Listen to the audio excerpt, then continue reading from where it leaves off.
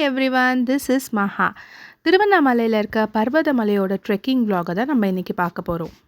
பர்வதமலை திருவண்ணாமலை போலூர் பக்கத்தில் இருக்க தென் மாதிமங்கலம் அப்படின்ற ஊரில் தான் இருக்குது. இந்த ஊர் தான் என் ஹஸ்பண்டோட நேட்டிவ். ஏர்லி மார்னிங் வீட்டில் இருந்து ஆட்டோவில் கிளம்பிட்டோம். வீரபத்ரர் கோயில் வரைக்கும் தான் ஆட்டோவில் போக முடியும்.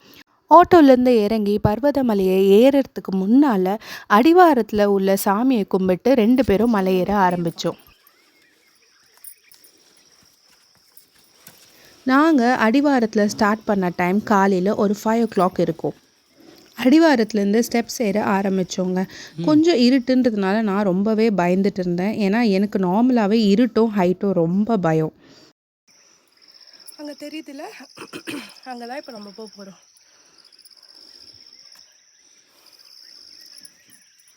வாடா வாடா போலாம், வாடா. இப்போ பார்க்குற இந்த நாய் எங்கள் கூட ஃபஸ்ட்டு அடிவாரத்தில் நாங்கள் சாமி கும்பிடும் போதிலிருந்தே இருக்குங்க. நான் ஊரில் ஒரு வாட்டி கேள்விப்பட்டிருக்கேன், சித்தர்கள் நாய் ரூபத்தில் நமக்கு வழி காமிப்பாங்க அப்படின்னு சொல்லியிருக்காங்க. ஸோ நான் ஃபஸ்ட்டு இதெல்லாம் நம்பவே இல்லை. பட் ஆனால் இந்த பர்டிகுலர் நாய் என் கூட இவ்வளோ தூரம் ட்ராவல் பண்ணி வரும்போது நான் நிஜமாகவே அதை நம்ப ஆரம்பித்தேன். நாங்கள் நின்னா அவன் நிற்பான், நாங்கள் போனால் அவன் வருவான்.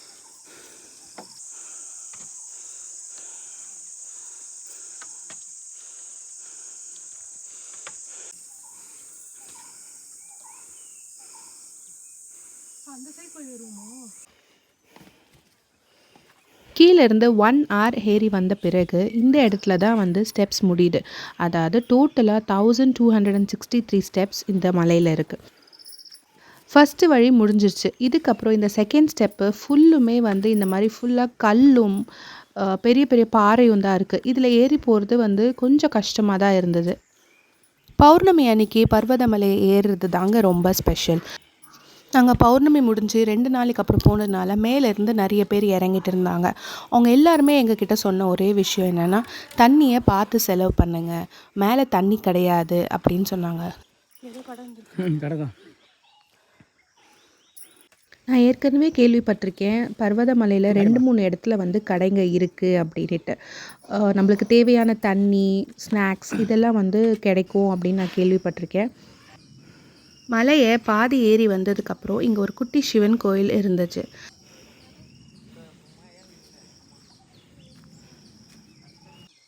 அங்கே போனோம் ஒன்றும்.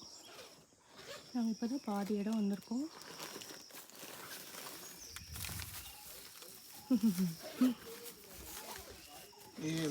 அந்த சிவன் கோயிலுக்கு முன்னால் ரொம்ப அழகாக இருந்துச்சு. நம்ம காலையில் போனதுனால சன்ரைஸும் அழகாக இருந்துச்சு. அங்கேருந்து பார்க்க எல்லா மலையுமே தெரிஞ்சிச்சு.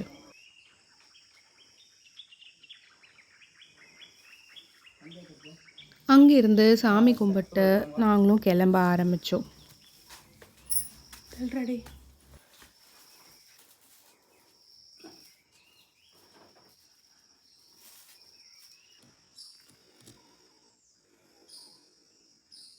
மணிக்கு ஏற ஆரம்பித்தோம் இருட்டில். இப்போ மணி 6 ஆகுது. இப்போ தான் பாதி வழி வந்திருக்கோம். பாதி மண்டபம் அது பேர் பாதி மண்டபம். இன்னும் பாதி போகணும். போகலாம் போ.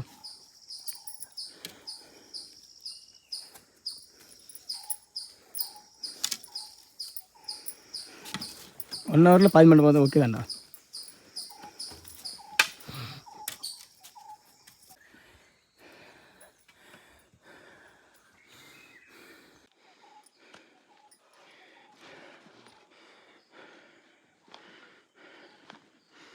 இங்கே நம்ம ஏறும்போது எந்த இடத்துலையுமே வழி மிஸ் பண்ணி நம்ம போகவே முடியாது. ஏன்னா எல்லா இடத்துலையுமே அழகாக ஆரோ மார்க் போட்டு வச்சுருக்காங்க. நாங்கள் பிளான் பண்ணி ஒருத்தருக்கு 2 லிட்டர் அப்படின்ற மாதிரி 4 liters பாட்டில்ஸ் எடுத்துகிட்டு போயிருந்தோம். என்னோடய அத்தை கூடவே 3 பேக்கெட் மோரும் கொடுத்து அனுப்பிச்சிருந்தாங்க. ஸோ காலையில் ஏறுறதுனால எங்களுக்கு அந்த படியில் ஏறும் போது மட்டும்தான் நிறைய தண்ணி தாக எடுத்துச்சு. பட் ஆனால் அதுக்கப்புறம் அவ்வளோவா தண்ணி தாக எடுக்கலை. இன்றைக்கி நாங்கள் இந்த மலையை ஏற ஒரு குட்டி ஹிஸ்ட்ரி இருக்குது. என் ஹஸ்பண்ட் இந்த ஊர் தான் அப்படின்றதுனால அவர் சின்ன வயசுலேயே ஒரு 3 to 4 times இந்த மலையை ஏறியிருக்காரு. அவர் நார்மலாகவே ஒரு அட்வென்ச்சரஸ் பர்சன்ன்றதுனால அவருக்கு இதெல்லாம் ரொம்ப பிடிக்கும். நான் நார்மலாகவே வந்து ரொம்ப பயந்தாங்கோலின்றதுனால எனக்கு இதெல்லாம் சுத்தமாக பிடிக்காது.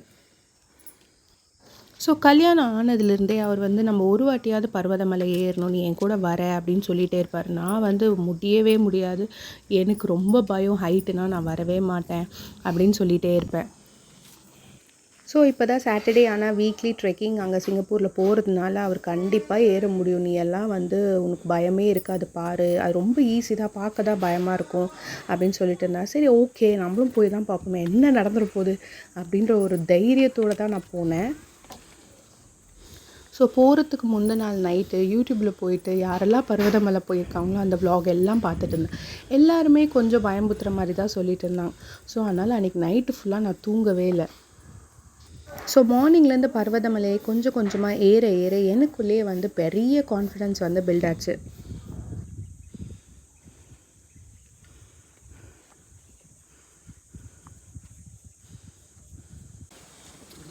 மேலே வந்து இந்த வியூவை பார்த்த பிறகு எனக்கு ரொம்பவே மைண்டு பீஸ்ஃபுல்லாக இருந்துச்சு. காற்றும் ரொம்ப சில்லுன்னு வீசுனதுனால ரொம்ப ஹாப்பியாக ஃபீல் பண்ணேன்.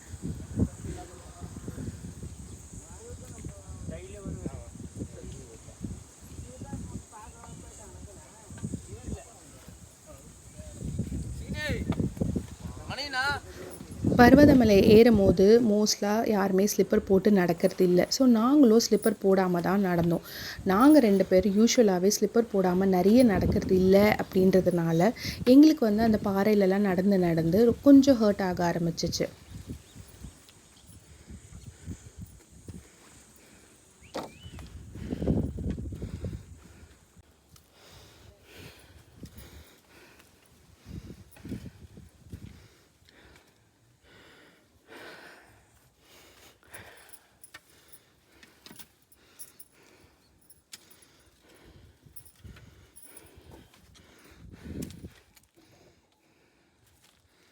நாங்கள் இந்த இடத்த ஏறிட்டுருக்கும் போது காவி வேஷ்டி கட்டிகிட்டு இருக்க ஒருத்தர் ரொம்ப ஃபாஸ்ட்டாக மேலே ஏறிட்டு இருந்தார், தலையில் 2 பெரிய பையோட.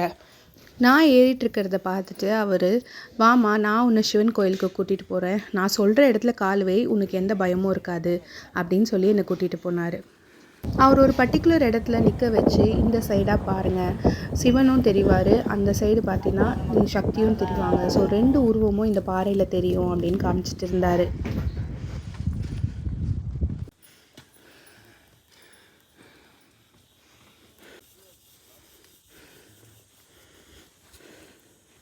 மூணு வழிதாம்மாங்க, இதுலேயே ஏறும் இதிலே இறங்குவாங்க. இப்போதான் போட்டாங்க.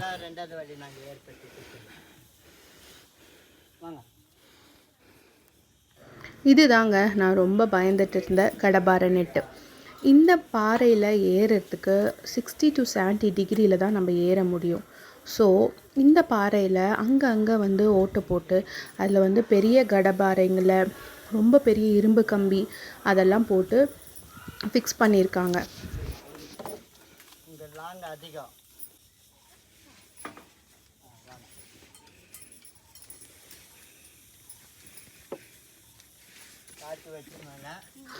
அவர் எனக்கு சொன்ன ஒரே ஒரு சஜஷன் என்னென்னா, கீழே மட்டும் பார்க்காதீங்க, திரும்பி பார்க்காதீங்க, நீங்கள் பாட்டு ஏறிட்டே வாங்க அப்படின்னாங்க. அதுக்கேற்ற மாதிரியே நானும் சீக்கிரமாக இதை முடிச்சிடணும் அப்படின்ட்டு டக்கு டக்கு டக்குன்னு பின்னால் ஒரு கம்பியாக பிடிச்சி நான் போக ஆரம்பிச்சிட்டேன்.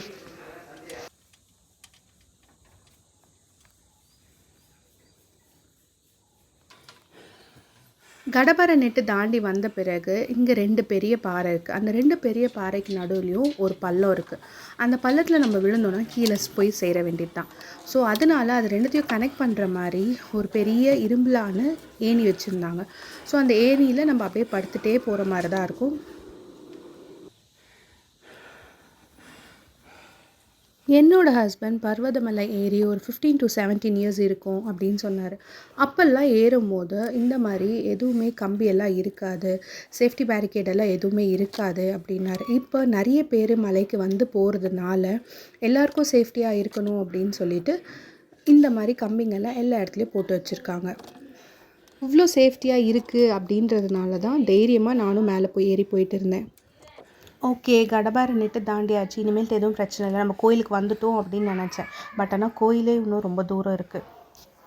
அதெல்லாம் தாண்டி வந்த பிறகு இங்கே ஒரு குட்டி கல் மண்டபம் இருந்துச்சு. சோழர்கள் காலத்தில் கட்டப்பட்டது அப்படின்னு நினைக்கிறாங்க. ஊர் மக்கள் எல்லாம் என்ன சொல்கிறாங்கன்னா, அந்த மண்டபத்தை தாண்டி பீரியட்ஸாக இருக்க கேர்ள்ஸ் வந்து போக முடியாது அப்படின்னு சொல்கிறாங்க. இஃப் சப்போஸ் போனாங்க அப்படின்னா அங்கே இருக்க தேனீகள் எல்லாம் வந்து கூட்டமாக வந்து அவங்கள வந்து அட்டாக் பண்ணுவோம் அப்படின்னு சொல்கிறாங்க.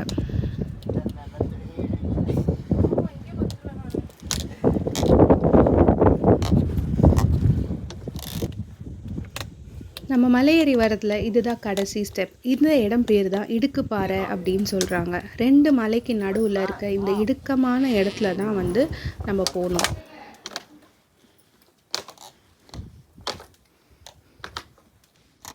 இதுதாங்க மல்லிகா அர்ஜுனர் சாமி கோயிலுக்கு வந்தாச்சு.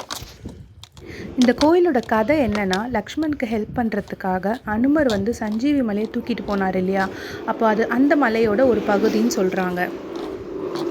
அதனால் சித்தர்களும் துறவிகளும் இந்த மலையில் ஒரு கோயில் கட்டணுன்னுட்டு கட்டியிருக்காங்க. அப்போ ஆட்சி செஞ்சுட்டு மன்னன் நன்னன் அடிக்கடிக்கு இங்கே இருக்க சிவனை வழிபட வருவார்னு சொல்கிறாங்க. ஒரு 3 ஹார்ஸ் காணதுக்கப்புறம் நாங்கள் கோயிலுக்கு வந்து சேர்ந்தாச்சு. செம்ம டயர்ட் நான். இதுதான் கோயிலோட உட்புறம். இங்கே குரங்குங்க நிறைய இருக்கிறதுனால கோயிலோட 2 டோரையுமே லாக் பண்ணி வச்சிடுறாங்க. இங்கே தான் சிவனோட கருவறை. மலை ஏறி வந்ததுக்கப்புறம் நான் செம்ம டயர்ட் உட்கார்ந்துட்டு இருந்தேன். என்னை கூட்டிகிட்டு வந்தார் இல்லையா, அவர் என்னை கூப்பிட்டு, வாமா நான் சிவனுக்கு அபிஷேகம் பண்ண போகிறேன், நீயும் வந்து பாரு அப்படின்னு சொல்லி என்னை உள்ளேயே உட்கார வச்சு அவர் அபிஷேகம் பண்ணுறதை நானும் நல்லா தரிசித்தேன். அதுக்கப்புறம் அவர் கையாலேயே சிவனுக்கு தினமும் அலங்காரம் பண்ணிட்டு போகிறார். இப்படி அவர் 21 வருஷமாக பண்ணிகிட்ருக்காரு. அவர் டெய்லி இந்த மாதிரி பர்வத மலையை ஏறி வந்து சிவனுக்கும் சக்திக்கும் அவர் கையாலே அபிஷேகமும் அலங்காரமும் பண்ணிட்டு போகிறாரு.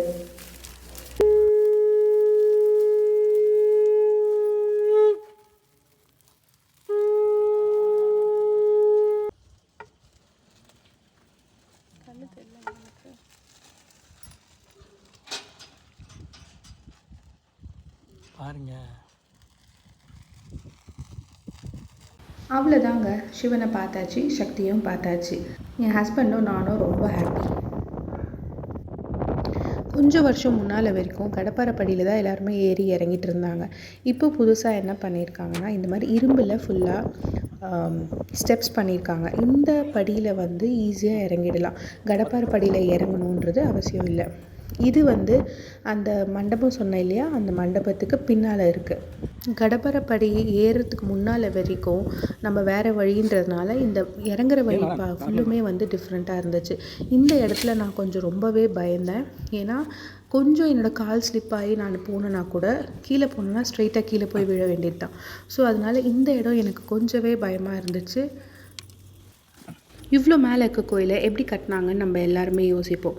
அவங்க எப்படி கட்டினாங்கன்னா, கீழேருந்து இந்த மாதிரி கோயிலை பார்க்க போகிறவங்ககிட்ட ஒரு குட்டி குட்டி மூட்டையில் ஒரு 1 கிலோ 2 கிலோ அப்படின்ற மாதிரி மூட்டையில் யாரால் எவ்வளோ முடியுமோ செங்கலோ இல்லை சிமெண்ட்டோ மண்ணோ அப்படி நீங்கள் எடுத்துகிட்டு போங்க. உங்களால் முடியாத போது பாதி வழியிலே நீங்கள் போட்டுட்டு போயிருங்க, வேறு யாருன்னா வரவங்க எடுத்துகிட்டு வருவாங்க அப்படின்னு சொல்லியிருக்காங்க. இப்படியெல்லாம் சொல்லி சொல்லி கட்டின கோயில் தான் இது.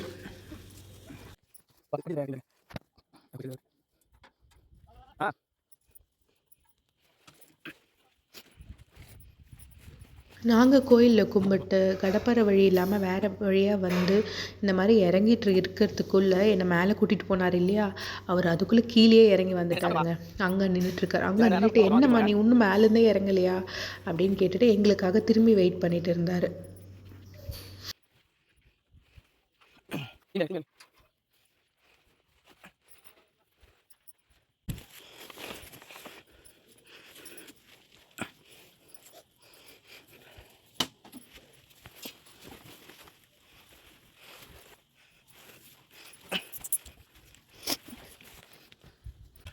இது தாங்க கடப்பாறை வழியாக வரத்துக்கு பதிலாக அவங்க புதுசாக போட்டிருக்க படி.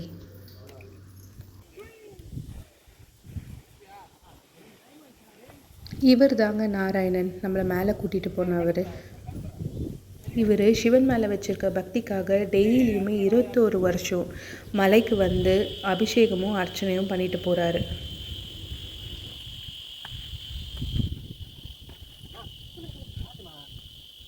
இந்த இடத்துல தாங்க 2 வழியாக வந்து பிரியுது. ஒன்று தென்மாதிமங்கலம் வழியாக வந்த வழி, இன்னொன்று கடலாடி வழியாக வர வழி. இந்த இடத்துல வரும்போதும் போகும்போதும் அங்கே இருக்க மணியை வந்து எல்லாரும் அடிச்சுட்டு போகிறாங்க. எங்களுக்கு ஹெல்ப் பண்ண நாராயணன் டைம் ஆயிடுச்சு. ஸோ நாங்களும் அவரை வந்து இல்லை பரவாயில்ல நீங்கள் கிளம்புங்க அப்படின்னு சொல்லி கிளம்பிட்டோம்.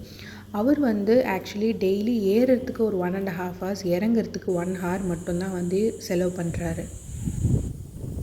அவர் தாங்க எங்களுக்கு சஜஸ்ட் பண்ணார், யாருமே செருப்பு போட்டுட்டு வரக்கூடாதுன்னு சொன்னது கிடையாது, நீங்கள் தாராளமாக செருப்பு போட்டுட்டு வரலாம், கடப்பாறை படி ஏறுறதுக்கு முன்னால் மட்டும் செருப்பை கழட்டி வச்சுட்டு வரலாம் அப்படின்னாரு. அவ்வளோதாங்க, அப்படியே கொஞ்சம் கொஞ்சமாக இறங்கி 2 பேருமே படிக்கட்டுக்கே வர ஆரம்பிச்சிட்டோம். இப்போ ஆல்ரெடி டைம் வந்து ஒரு 1 o'clock இருக்கும். நல்லா வெயில் ஆரம்பிச்சிருச்சு. நாங்கள் எடுத்துகிட்டு போன மோர் தண்ணி எல்லாமே யூஸ் பண்ணிட்டோம்.